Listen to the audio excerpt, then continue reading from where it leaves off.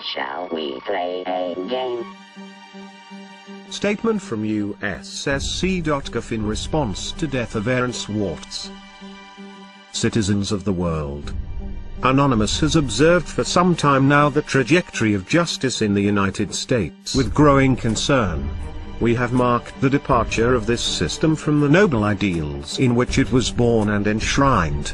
We have seen the erosion of due process, the dilution of constitutional rights, the usurpation of the rightful authority of courts by the discretion of prosecutors. We have seen how the law is wielded less and less to uphold justice, and more to exercise control, authority and power in the interests of oppression or personal gain. We have been watching, and waiting.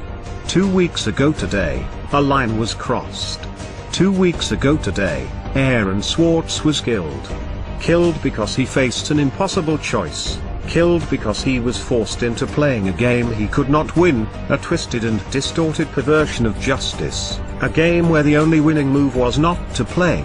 Anonymous immediately convened an emergency council to discuss our response to this tragedy.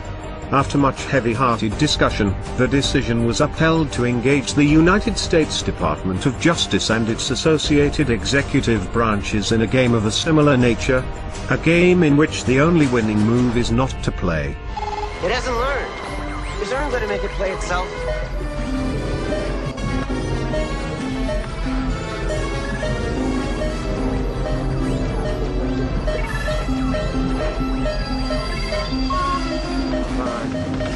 Learn, goddammit.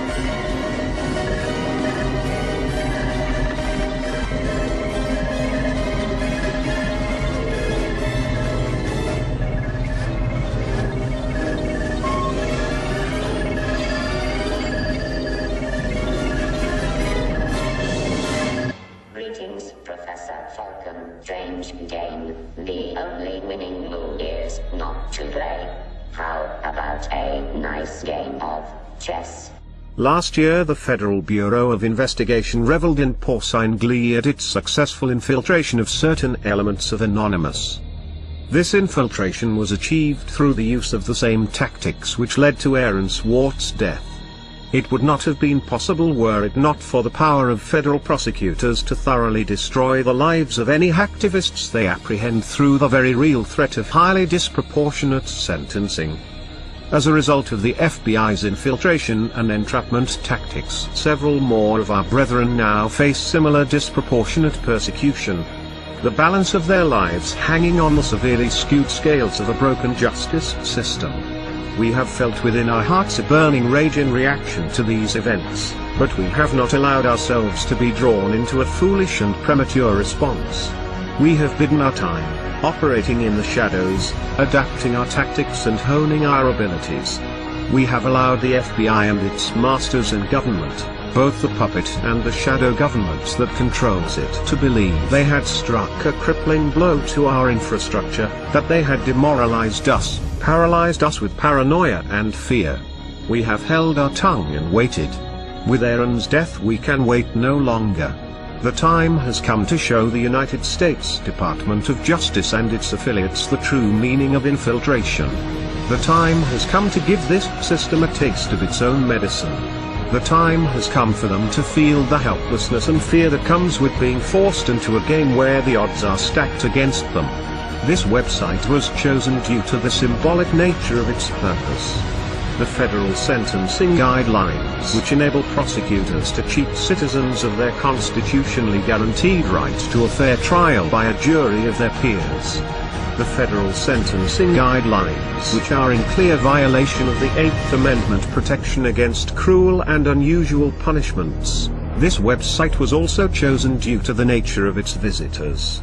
It is far from the only government asset we control, and we have exercised such control for quite some time. There has been a lot fuss recently in the technological media regarding such operations as Red October, the widespread use of vulnerable browsers and the availability of zero-day exploits for these browsers and their plugins. None of this comes of course as any surprise to us, but it is perhaps good that those within the information security industry are making the extent of these threats more widely understood. Still, there is nothing quite as educational as a well-conducted demonstration. Through this website and various others that will remain unnamed, we have been conducting our own infiltration. We did not restrict ourselves like the FBI to one high-profile compromise. We are far more ambitious, and far more capable.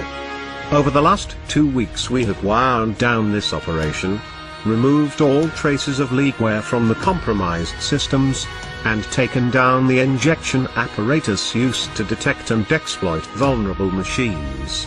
We have enough fissile material for multiple warheads. Today we are launching the first of these. Operation Last Resort has begun. Warhead USSC.GOV 2013 AEE-256 is primed and armed. It has been quietly distributed to numerous mirrors over the last few days and is available for download from this website now. We encourage all anonymous to syndicate this file as widely as possible. The contents are various and we won't ruin the speculation by revealing them. Suffice it to say, everyone has secrets, and some things are not meant to be public.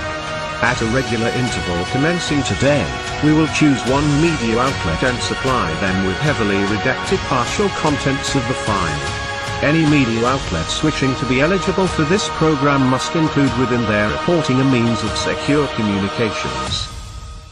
We have not taken this action lightly nor without consideration of the possible consequences, should we be forced to reveal the trigger key to this warhead.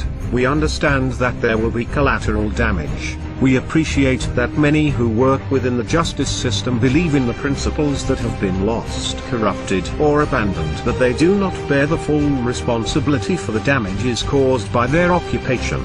It is our hope that this warhead need never be detonated. However, in order for there to be a peaceful resolution to this crisis, certain things need to happen. There must be reform of outdated and poorly envisioned legislation written to be so broadly applied as to make a felony crime out of violation of terms of service, creating in effect vast swathes of crimes and allowing for selective punishment. There must be reform of mandatory minimum sentencing. There must be a return to proportionality of punishment with respect to actual harm caused, and consideration of motive and mens rea. The inalienable right to a presumption of innocence and the recourse to trial and possibility of exoneration must be returned to its sacred status and not gambled away by pre-trial bargaining in the face of overwhelming sentences, unaffordable justice and disfavorable odds. Laws must be upheld unselectively and not used as a weapon of government to make examples of those it deems threatening to its power. For good reason the statue of Lady Justice is blindfolded. No more should her innocence be besmirched, her scales tipped, nor her sword hand-guided.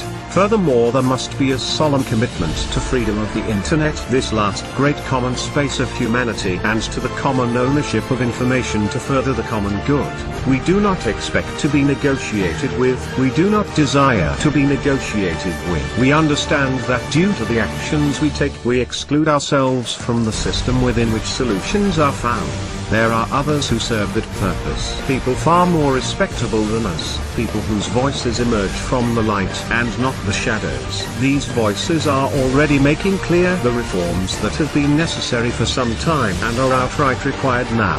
It is these people that the justice system, the government and law enforcement must engage with. Their voices are already ringing strong with a chorus of determined resolution. We demand only that this chorus is not ignored. We demand the government does not make the mistake of hoping that time will dampen its ringing, that they can ride out this wave of determination, that business as usual can continue after a sufficient period of lip service and back-patting. Not this time. This time there will be change, or there will be chaos.